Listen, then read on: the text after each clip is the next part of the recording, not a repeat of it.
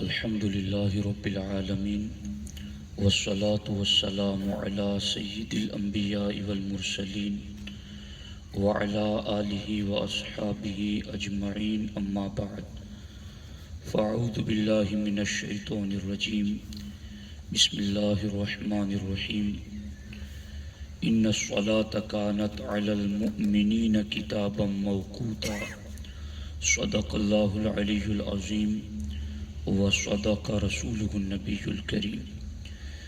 انتہائی احترام و عقیدت کے ساتھ حضور سید المرسلین، خاتم الانبیاء، شفیع المذنبین، رحمت للعالمین، خاتم المعصومین، راحت العاشقین، صلی اللہ تعالی علیہ وآلہ واصحابہ وبارک وسلم کی بارگاہ میں اپنی غلامی کا ثبوت دیں، اور جس طریقے سے میں پڑھاؤں میرے ساتھ مل کر دل حاضر رکھ کر اپنے نبی کی بارگاہ میں درود و سلام کا نذرانہ پیش کرتے ہیں۔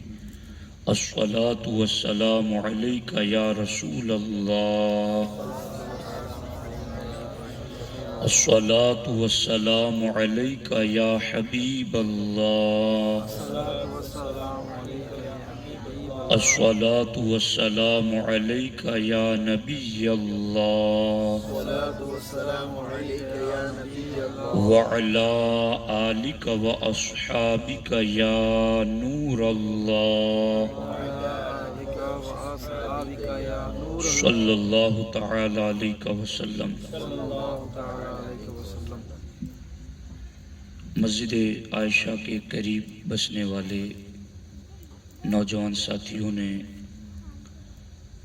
اس محفل کا انتظام کیا، کوشش کی۔ مولانا جابر صاحب قبلہ ریحانی نے اس کے لیے کوششیں کی۔ اللہ تبارک و تعالی سب کو اس کا بہتر بدلہ عطا فرمائے۔ دوستان محترم، ایک بہترین گفتگو آپ نے مجھ سے پہلے حضرت مولانا مبارک حسین صاحب قبلہ صابری کی زبانی سماعت کی۔ اللہ تبارک و تعالی ان کے علم میں مزید برکتیں عطا فرمائے۔ دوستان محترم، اگلے زمانے میں جب جانوروں کی طرح انسان بھی بیچے جاتے تھے اور غلاموں اور کنیزوں کا دور تھا، اس زمانے میں ایک شخص جو کہ مالک تھا غلام خریدنے کے لیے گیا۔ جب غلام کو خریدنا چاہا تو اس غلام نے کہا کہ میں آپ کے یہاں آنے کے لیے تیار ہوں، مگر میری 3 شرطیں ہیں۔ پہلی شرط میری یہ ہے کہ جب بھی نماز کا وقت ہوگا تو آپ مجھے نماز ادا کرنے سے نہیں روکیں گے۔ دوسری شرط یہ ہے کہ آپ دن میں مجھ سے جو کام لینا چاہیں ضرور لیں، مگر رات کو آپ مجھے اپنی خدمت میں مشغول نہ رکھیں۔ اور تیسری شرط میری یہ ہے کہ آپ مجھے رہنے کے لیے ایسا کمرہ دیں جس میں میرے علاوہ کوئی اور نہ رہتا ہو۔ اس مالک نے غلام کی تینوں شرطیں منظور کر لیں۔ یہاں یہ بات سمجھنے والی ہے کہ غلام کو ہم نہیں سمجھ پاتے اس دور میں کہ اس دور کا غلام کیسے ہوتا تھا اور اس دور کی غلامی کیسے ہوتی تھی، لیکن سادہ لفظوں میں آپ کو یہ بات سمجھا دوں کہ جس طریقے سے ہم جانور کو رکھتے ہیں کہ جانور اس کی نسل سارے ہمارے قبضے اور ملکیت میں، جانور کو اور اس کی نسل کو ہم باندھ کے رکھیں، جب چاہیں چارہ پانی دیں، جتنا چاہیں اس پر بوجھ لا دیں۔ بس اسی طرح کا معاملہ اس دور میں ساتھ ہوتا تھا۔ اب ایک غلام جس کو کوئی خرید رہا ہے مگر خریدتے وقت بھی وہ شرط کیا رکھتا ہے کہ مجھے نماز پڑھنے سے نہ روکا جائے، رات میں مجھ سے خدمت نہ لی جائے، اور مجھے ایسے کمرے میں رکھا جائے جہاں میرے سوا کوئی نہ ہو۔ اللہ کے فضل سے میں اور آپ ایک آزاد ملک میں آزاد زندگی گزار رہے ہیں۔ غلامی بڑی خطرناک ہوتی ہے، اسی غلامی سے آزادی کے لیے ہمارے ملک میں ہزاروں علماء نے انگریزوں کے سامنے لڑ کر اپنی جانوں کی قربانیاں دی ہیں، اس لیے کہ وہ جانتے تھے کہ غلامی کا دور پھر غلامی ہی کا ہوتا ہے۔ تو بس آپ کو سمجھانے کے لیے کہ ایک غلام ہے، منڈی میں کھڑا ہے، اسے کوئی بیچ رہا ہے اور کوئی خرید رہا ہے، مگر ایسے موقع پر بھی جو اسلام کے سائے تلے اپنی زندگی گزارتا، وہ غلام ہو کر کے بھی نماز کی پابندی کا خیال رکھتا تھا۔ آج کے مسلمانوں کو کیا ہو گیا ہے کہ جنہیں اللہ نے آزاد پیدا کیا اور انہیں نماز کا خیال نہیں، اور پھر اس غلام کی تینوں شرطیں اس کے آقا نے منظور کر لی اور لے گیا، کمرے دکھائے تو کمروں میں ایک کمرہ ٹوٹا ہوا، خستہ، ویران، خراب۔ اس غلام نے اسی کمرے کو پسند کیا کہ میں اس میں رات گزاروں گا۔ تو مالک نے کہا کہ بڑے اچھے اچھے کمرے بھی موجود ہیں، آخر تم نے ایسا ویران اور خراب کمرہ کیوں پسند کیا؟ تو اس غلام نے کہا میرے آقا آپ کو پتہ نہیں ہے کہ ویران گھر اللہ کی یاد سے آباد ہو جاتا ہے، خراب کمرہ اللہ کے ذکر سے بہتر ہو جاتا ہے۔ اس کے بعد وہ رات بھر اس کمرے میں رہتا اور دن بھر مالک کی خدمت کرتا۔ عرصہ گزرتا گیا، وقت گزرتا گیا۔ ایک دن ایسا ہوا کہ رات کو وہ مالک اپنے دوستوں کے ساتھ شراب و کباب کی محفل سجائے ہوئے تھا۔ رات بیت گئی، کافی عرصہ ہو گیا، رات کا ایک پہر گزر گیا۔ اب جب سارے اس کو دوست چلے گئے تو اس مالک نے سوچا کہ لاؤ میں اپنے کمروں کا جائزہ لوں۔ کمروں کو دیکھنے کے لیے جب وہ چلا تو غلام کے کمرے میں جب اس نے نظر ڈالی تو وہ تعجب میں پڑ گیا کہ غلام کا خستہ اور ویران کمرہ تھا، مگر اس ویران کمرے کی چھت شق ہو چکی ہیں، چھت پھٹ چکی ہیں، اور آسمان سے ایک نورانی قندیل، ایک نورانی چراغ وہ چھت چیر کر کے اس کے مکان میں لٹکا ہوا ہے، اور اس چراغ کی وجہ سے، اس قندیل کی وجہ سے اس کا پورا کمرہ روشن ہے، پورے کمرے میں نور پھیلا ہوا ہے۔ جب اس نے یہ حالت دیکھی تو کمرے میں نظر ڈالی تو وہ غلام سجدے کی حالت میں تھا اور روتے ہوئے خدا کی بارگاہ میں یہ کہہ رہا تھا میرے اللہ، تو نے مجھے دن کو تو ایک انسان کی غلامی میں رکھا ہے، اس لیے میں دن میں تو تیری عبادت جیسی چاہے ویسی نہیں کر پاتا، لیکن میرے اللہ میں نے رات کو تیری عبادت کے لیے وقف کر دیا ہے۔ میرے اللہ میں دن کو پورا دن تیری عبادت نہیں کر پاتا، میں اس لیے تجھ سے معافی چاہتا ہوں۔ میرے اللہ دن کو جو میں زیادہ نفل نہیں کام کر پاتا، اس لیے میں تجھ سے معافی چاہتا ہوں، میرے اللہ مجھے معاف کر دے۔ اب وہ سجدے میں رو رہا ہے۔ یہ حالات دیکھ کر کے اس کے مالک کو تعجب ہوا، اس نے اپنی بیوی کو بتایا، بیوی نے اور شوہر نے پھر دونوں نے مل کر دوسرے دن رات دیر تک انتظار کیا۔ پھر رات کو وہ میاں بیوی دونوں اس غلام کے کمرے کی طرف گئے اور جا کر کے انہوں نے پھر وہی منظر دیکھا جو گزشتہ رات کو دیکھا تھا کہ آسمان سے ایک نورانی چراغ نورانی زنجیر میں لٹکے ہوئے اس کے مکان میں اترا ہوا گئے، مکان میں نور پھیلا ہوا ہے، اور وہ سجدے میں اللہ سے کہہ رہا ہے میرے اللہ دن کو میں زیادہ عبادت نہیں کر پاتا، تجھ مجھے معاف کر دے، بس رات کی اس تھوڑی عبادت کو قبول کر لیں۔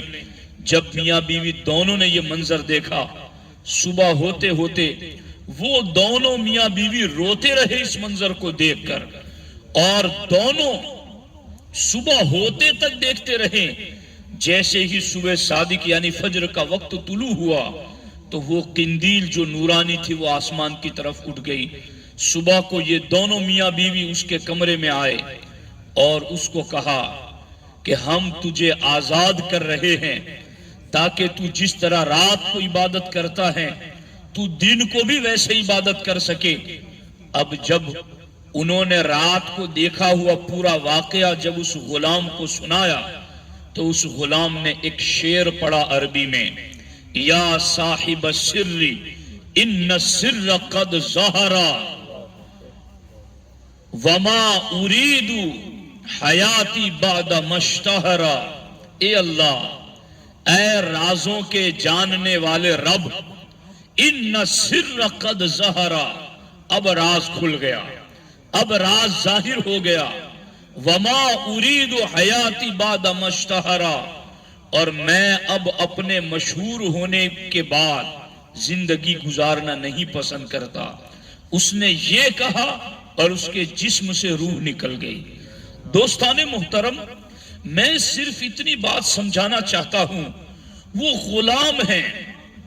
آج ایک سادہ بندہ جو دن بھر کسی کے یہاں مزدوری کرتا ہے، آپ اس کو بھی غلام نہیں کہہ سکتے اور اس کو غلام نہیں سمجھ سکتے اس دور کے غلام کی طرح، اس لیے کہ جو 8 گھنٹے بھی ڈیوٹی کرتا ہے وہ اپنے آپ میں آزاد ہے، چاہے تو ڈیوٹی چھوڑ دے، چاہے تو ڈیوٹی کرے نہ کرے، یا ایک وقت آتا ہے کہ وہ ڈیوٹی سے آزاد ہو جاتا ہے، مگر جو غلام ہوتا اس کا کوئی وقت خالی ہوتا ہی نہیں، رات ہو یا دن ہو وہ غلام ہی غلام ہے۔ جب اس کا آقا چاہے کام لے، جب چاہے اٹھا دے، جتنا چاہے بوجھ لا دے، لیکن ایسا غلام اتنی زیادہ اپنی پوزیشن ہونے کے باوجود بھی اپنے کو بکنے سے پہلے یہ شرط کرتا ہے، میرے مالک میں کام تو کروں گا، تمہاری ملکیت میں بھی رہوں گا، مگر مجھے نماز کے وقت روکا نہ جائے۔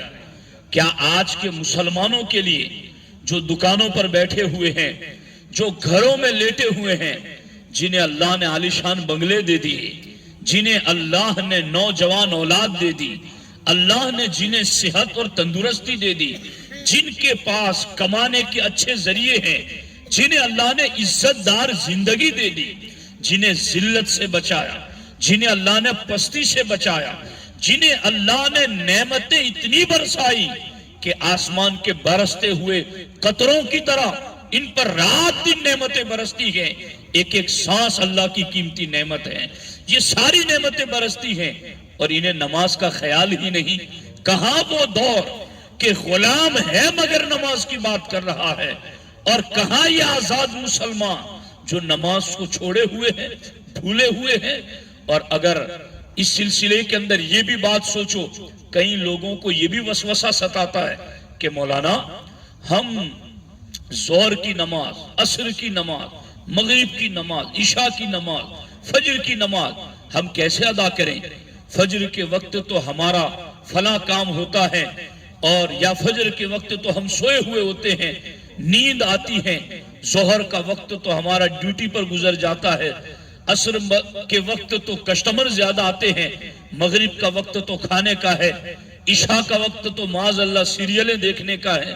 یوں اس طرح کی لوگوں نے ایک لائف بنا لی ہے اور اس طرح کے عذر کرتے ہیں، ہم مولانا ڈیوٹی نہیں کریں گے، اس وقت نماز پڑھنے آ جائیں گے، کسٹمر چلے جائیں گے، ہمارا کیا بنے گا؟ لوگ اپنی لائف کو آباد رکھنے کے لیے نمازیں چھوڑ رہے ہیں۔ اس نے غلام ہوتے ہوئے بھی کہا، میرے آقا ویران گھر ہے تو کیا ہو گیا، اللہ کی یاد سے آباد ہو جائے گا، خراب کمرہ ہے تو کیا ہو گیا، اللہ کی بارگاہ میں سجدہ کروں گا تو اللہ اسے بہتر بنا دے گا، کیوں نہیں آج کا مسلمان اس بات پر یقین رکھتا کہ چلو کوئی بات نہیں، کماؤں گا تھوڑا، یا کسٹمر چلے جائیں گے، یا ڈیوٹی میں تھوڑی کمی ہو جائے گی، کوئی بات نہیں، مگر رب تو ناراض نہیں ہوگا۔ جو نعمتیں دینے والا رب ہے اس کی ناراضگی سے تو میں بچ جاؤں گا۔ ہمیں اپنا یہ مزاج بنانا چاہیے۔ اب دیکھو یہاں پر ایک چیز یہ بھی سمجھتے چلو، حضرت سیدنا ابراہیم بن ادہم رضی اللہ تعالیٰ عنہ، چونکہ عورتیں بھی بیٹھی ہیں، سیدنا ابراہیم بن ادہم رضی اللہ تعالیٰ عنہ بہت بڑے اللہ کے ولی گزرے ہیں، اور یہ تو باضابطہ پوری اسلامی سلطنت کے ایک بڑے حصے کے فرما رواں اور مالک تھے۔ توجہ ہے آپ کی؟ ایک مرتبہ انہوں نے چھت کے اوپر کسی کے چلنے کی آواز سنی اپنے محل میں، تو اٹھ کر کے اس کی طرف توجہ کی جو چھت پہ کوئی چل رہا تھا۔ اس کو پوچھا کہ کیا کر رہے ہو یہاں بادشاہ کے محل پر؟ کہا اونٹ کھو گئے ہیں، تلاش کر رہا ہوں۔ کہا کہیں اونٹ بادشاہ کے محل پر ڈھونڈے جاتے ہیں؟ کہا پھر نرم بستر پر کہیں خدا کو ڈھونڈا جاتا ہے؟ بس یہ بات اثر کر گئی دل پر، تخت و تاج چھوڑ دیا اور اللہ کی راہ کی طرف چل پڑے۔ وہ سیدنا ابراہیم بن ادہم رضی اللہ تعالیٰ عنہ اللہ کی بارگاہ میں دعا کرتے، میرے اللہ جنت میں جو میری بیوی ہوگی میں اس کو دنیا میں دیکھنا چاہتا ہوں۔ میرے اللہ جو جنت میں میری بیوی ہوگی تو مجھے اسے دنیا میں دکھا دے، میں اسے دیکھنا چاہتا ہوں۔ ان کی دعا قبول ہوئی اور انہیں خواب میں بتایا گیا کہ ایک کالے رنگ کی عورت ہے اور فلاں جگہ بکریاں چرا رہی ہیں، اس کا نام سلامہ ہے، وہی جنت میں تمہاری بیوی ہے۔ سیدنا ابراہیم بن ادہم رضی اللہ تعالیٰ عنہ چل پڑے اس جگہ کی طرف، دیکھا کہ بکریاں چر رہی ہیں اور وہاں اسی رنگ کی عورت بیٹھی ہوئی ہے جو انہیں خواب میں بتایا گیا تھا۔ جا کر ابراہیم بن ادہم رضی اللہ تعالیٰ عنہ نے کہا السلام علیکم ورحمۃ اللہ وبرکاتہ، تو اس خاتون نے جواب دیا وعلیکم السلام اے ابراہیم۔ تو حضرت ابراہیم بن ادہم رضی اللہ تعالیٰ عنہ نے کہا کہ تمہیں کس نے بتایا کہ میں ابراہیم ہوں؟ کہا جس نے تمہیں بتایا کہ میں جنت میں تمہاری بیوی ہوں، اسی نے مجھے بتایا کہ تم ابراہیم ہو۔ تو ابراہیم بن ادہم رضی اللہ تعالیٰ عنہ نے کہا کہ آپ مجھے کوئی اچھی نصیحت کرو، آپ مجھے کوئی اچھی بات بتاؤ۔ تو اس سلامہ خاتون نے ابراہیم بن ادہم کی جنتی بیوی، اس نے کہا کہ میری نصیحت بس یہی ہے کہ رات کو جب لوگ سو جائے تو اس وقت کچھ دیر اپنے خدا کو یاد کر لیا کرو۔ اللہ اکبر، اللہ اکبر، اللہ اکبر۔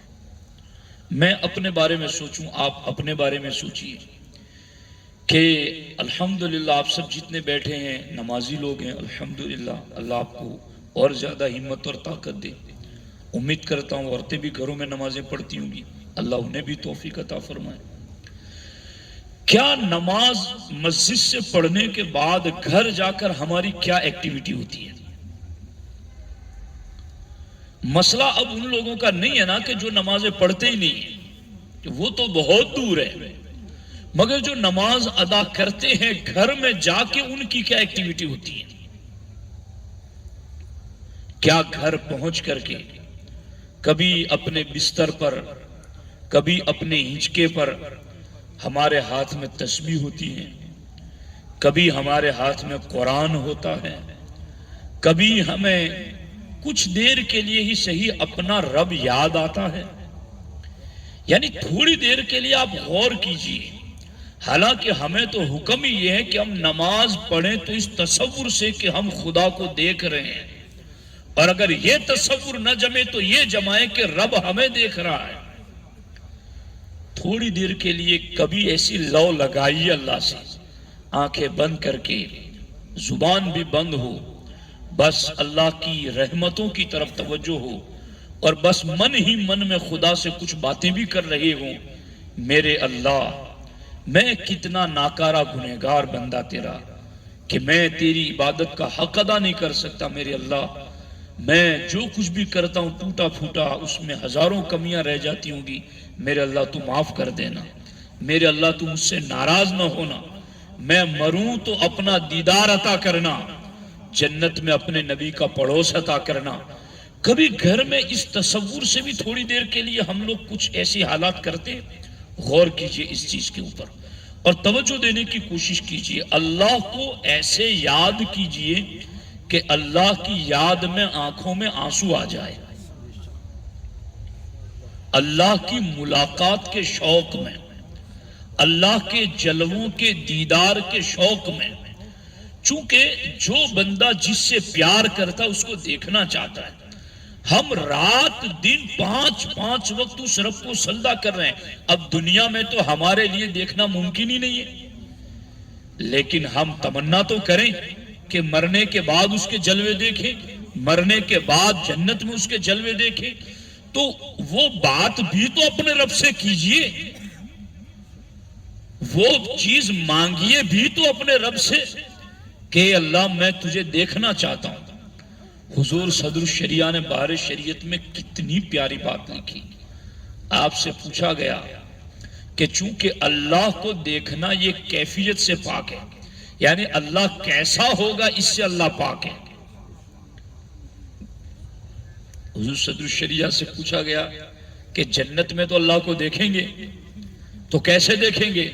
کہا جب دیکھیں گے تب بتا دیں گے۔ تو یہ باتیں ہوتی ہیں، تو اپنی توجہات کو، اپنے دل دماغ کو صرف مسجد میں آ کر نہیں، اپنے گھروں میں بھی، چار دیواری میں بھی اپنے رب کی رحمتوں کی طرف لے جائیے۔ اب اس سلسلے میں دو روایتیں اور بھی آپ کو بتانا چاہتا ہوں۔ پہلے تو قرآن کی ایک آیت دیکھ لیجئے۔ اللہ قرآن مجید میں ارشاد فرماتا ہے، رجال لا تلہیہم تجارت ولا بیع عن ذکر اللہ واقام الصلاۃ وایتاء الزکاۃ۔ اللہ تعالیٰ نے فرمایا مرد وہ لوگ ہیں جنہیں تجارت، لین دین، سودا اللہ کے ذکر اور نماز سے غافل نہیں کرتی۔ حضرت عبداللہ ابن مسعود رضی اللہ تعالیٰ عنہ کہتے میں بازار سے گزرا تو جیسے ہی اذان کی آواز آئی تو میں نے دیکھا کہ تمام دکانوں سے تاجر اٹھ گئے اور مسجد کی طرف چل پڑے۔ تو میں نے دیکھ کر کے کہا انہی لوگوں کے لیے اللہ نے یہ آیت نازل فرمائی ہے کہ تجارت ہو، کاروبار ہو، لین دین ہو، سودا ہو، مگر یہ ساری چیزیں انہیں اللہ کے ذکر سے، اللہ کی یاد اور نماز سے غافل نہیں کرتی ہیں۔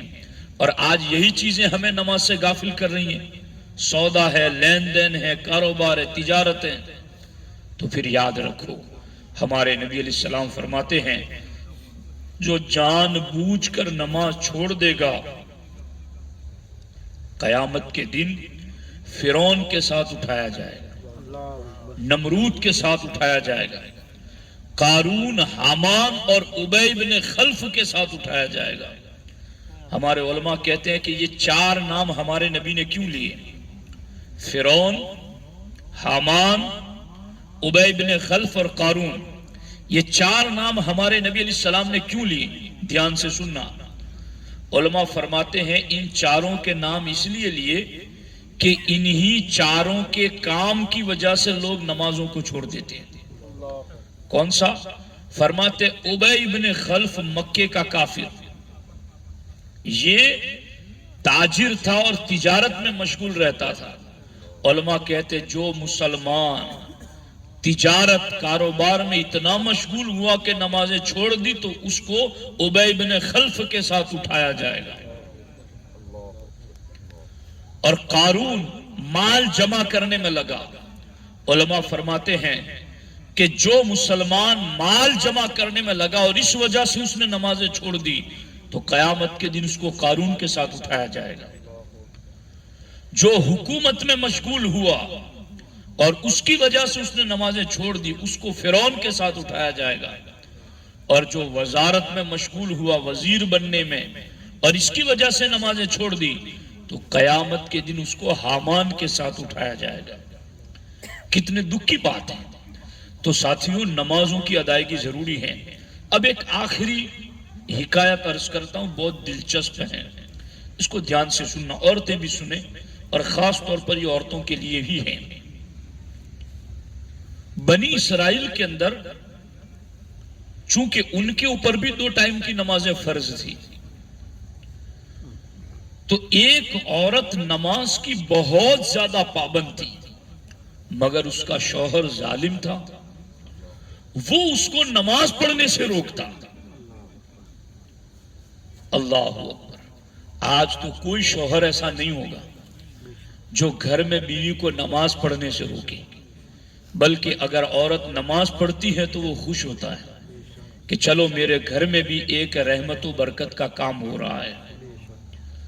تو وہ عورت نماز پڑھتی تھی اور اس نماز پڑھنے پر اس کا شوہر مارتا ٹوکتا منع کرتا، مگر وہ باز نہ آتی، نماز میں مشغول ہی رہتی، یہاں تک کہ اس نے اس کو مارنے کا ایک ہیلا اپنایا. کچھ زیورات خرید کر لایا اور بیوی کو دیے، کہا اس کو سنبھال کر اچھی جگہ رکھ دو. بیوی نے لے جا کر کے اس کو رکھ دیے اچھی محفوظ جگہ پر. اب اس نے وہ زیورات لے جا کر کے پوری تھیلی سمندر میں پھینک دی. اس کا ارادہ تھا کہ پھر میں مانگوں گا تو بیوی لا کر کہاں سے دے گی، نہیں دے گی تو پھر اس بہانے سے میں اس کو ماروں گا. اب اس نے لے جا کر سمندر میں پھینک دیے. اس چیز کو یاد رکھنا، ہم تو ٹوٹی پھوٹی ہی عبادتیں کرتے ہیں، مگر اللہ ہمیں بھی اس کا کچھ نہ کچھ نور دکھا دیتا ہے کہ نماز پڑھنے والے کے اللہ کی حفاظتیں کیسے رہتی ہیں، اور اللہ رب العزت اس کے لیے حفاظت کا کیسا انتظام فرماتا ہے. وہ عورت اس کو مارنے کے لیے شوہر نے زیورات دیے، پھر لے جا کر کے سمندر میں پھینک دیے. اب وہ یہ سوچ رہا تھا کہ کچھ دنوں بعد مانگوں، نہیں دے گی تو ماروں گا.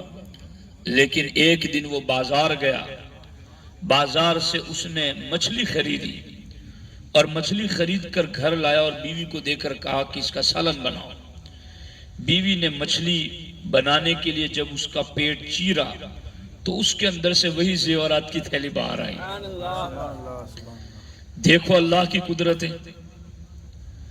من کان للہ کان اللہ لہو. ہمارے آقا فرماتے جو اللہ کا ہو گیا اللہ اس کا ہو گیا.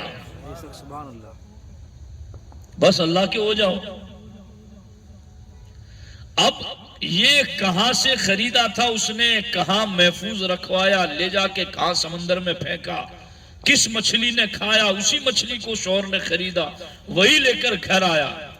یعنی رب پہنچانا چاہتا ہے تو کس کس ذریعے سے گھر تک پہنچا دیتا ہے.